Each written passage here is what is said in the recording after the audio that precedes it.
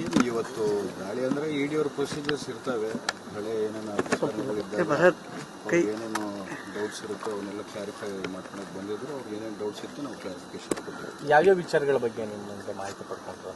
ಅಲ್ಲ, ಹಲವಾರು ವಿಚಾರ ನಮ್ಮ ಬಿಸ್ನೆಸ್ದಾಗಿರ್ಬೋದು, ಬೇರೆ ಬೇರೆ ವಿಚಾರಗಳಾಗಿರ್ಬೋದು ಕೇಳಿದ್ದಾರೆ. ಎಲ್ಲದಕ್ಕೂ ಅವ್ರು ಏನೇನು ಕೇಳಿದಾರೆ ಎಲ್ಲದಕ್ಕೂ ಆನ್ಸರ್ ಬೇಕು. ಸರ್, ಈಗ ಪ್ರಮುಖವಾಗಿ ಸರ್ ವಾಲ್ಮೀಕಿ ನಿಗಮದ ಹಗರಣಕ್ಕೆ ಸಂಬಂಧಪಟ್ಟಂತೆ ಕ್ಷೇತ್ರವಾರು ಹಣ ಹಂಚಿಕೆ ಮಾಡಲಾಗಿತ್ತು. ಅದೇ ವಿಚಾರದ ಬಗ್ಗೆ ಇಲ್ಲ, ಆ ಥರ ಏನು ನಡೆದಿಲ್ಲ ಅಂತೇಳಿ ಜನಕ್ಕೂ ಗೊತ್ತು, ಎಲ್ಲರಿಗೂ ಗೊತ್ತಿದೆ.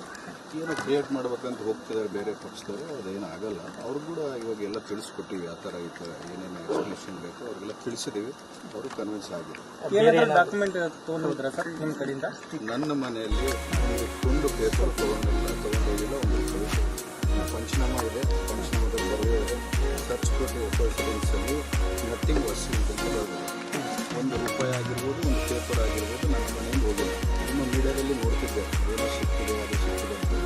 ಎಲ್ಲ ಫ್ಯಾಬ್ರಿಕೇಟೆಡ್ ಡಾಕ್ಯುಮೆಂಟ್ಸ್ ಯಾರು ಕೊಡ್ತಾರೋ ನನಗೆ ಗೊತ್ತಿಲ್ಲ. ಎಲ್ಲ ಫೇಕ್ ಡಾಕ್ಯುಮೆಂಟ್ಸ್. ಮನೆಯಲ್ಲಿ ಒಂದು ಪೇಪರ್ ಸಿಗಲಿಲ್ಲ, ಒಂದು ರೂಪಾಯಿ ಮನೆ ಷಡ್ಯಂತ್ರ ಅಂದರೆ ರಾಜಕೀಯ ಅಂದಾಗ ಷಡ್ಯಂತ್ರ ಇರುತ್ತೆ.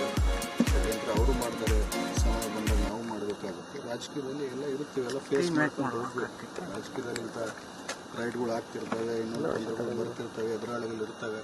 ಅವನ್ನೆಲ್ಲ ಇದಾವೆ ಅಂತೇಳಿ ನಾವು ರಾಜಕೀಯ ಮಾಡೋಕ್ಕೆ ಇರೋದಂಗೆ ಆಗಲ್ಲ. ನಮ್ಮ ಕಾಂಗ್ರೆಸ್ ಪಕ್ಷ ನಮ್ಮ ಜೊತೆಗಿದೆ. ನಮ್ಮ AICC ಅಧ್ಯಕ್ಷರಾದಂಥ ಮಲ್ಲಿಕಾರ್ಜುನ್ ಖರ್ಗೆ ಅವರು ನಮ್ಮ ಜೊತೆಗಿದ್ದಾರೆ, ರಾಹುಲ್ ಗಾಂಧೀಜಿ ಅವರು ನಮ್ಮ ಜೊತೆಗಿದ್ದಾರೆ, ಸಿದ್ದರಾಮಯ್ಯ ಸಾಹೇಬರು ನಮ್ಮ ಜೊತೆಗಿದ್ದಾರೆ, DK ಶಿವಕುಮಾರ್ ಸಾಹೇಬರು ಎಲ್ಲರೂ ನಮ್ಮ ಜೊತೆಗಿದ್ದಾರೆ. ಸರ್, ಸತತವಾಗಿ 14ರಿಂದ 15 ಗಂಟೆಗಳ ಕಾಲ ವಿಚಾರಣೆ. ಈ ಸಂದರ್ಭದಲ್ಲಿ ನಿಮ್ಮ ರಾಜ್ಯ ರಾಷ್ಟ್ರೀಯ ನಾಯಕರು ಕರೆ ಮಾಡಿ ಮಾತಾಡೋದು. ಫೋನ್ ಯೂಸ್ ಮಾಡೋಕ್ಕಿಲ್ಲ. ಈಗ ಓವರ್ ಟೈಮ್ಗೆ ನಾವು ತಗೋಬೋದು, ಯೂಸ್ ಮಾಡ್ಬೋದು. ಈಗ ರಾತ್ರಿ ಸರ್, ಈಗ ಹೆಚ್ಚಿನ ವಿಚಾರಣೆಗೆ ಏನಾದರೂ ಬನ್ನಿ ಅಂತ ನೋಟಿಸ್ ಕೊಟ್ಟಿದ್ದಾರೆ?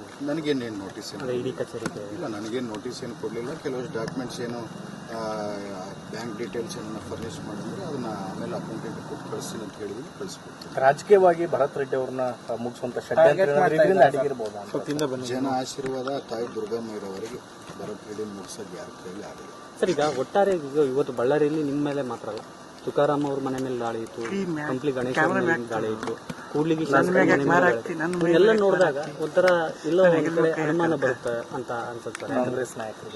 ಕಾಂಗ್ರೆಸ್ ನಾಯಕರು ಭಾರತ ದೇಶದಲ್ಲಿ ನಡೀತಿದೆ, ಏನು ಬಳ್ಳಾರಿ ಒಂದು ಅಲ್ಲ, ಇಡೀ ಭಾರತ ದೇಶದಲ್ಲಿ ಕಾಂಗ್ರೆಸ್ ನಾಯಕರು ನಡೀತಿದೆ.